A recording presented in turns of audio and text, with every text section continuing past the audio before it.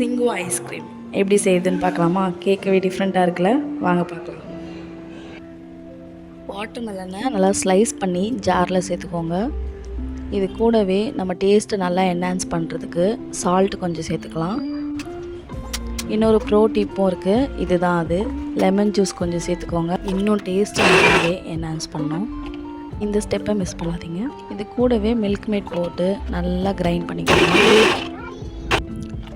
Grind பண்ணி எடுத்து நம்ம ஸ்டெயினரில் ஸ்டெயின் பண்ணி அதை ஒரு பாக்ஸில் 5 to 6 hours வந்து நல்லா ஃப்ரீஸ் பண்ணி வச்சுக்கோங்க.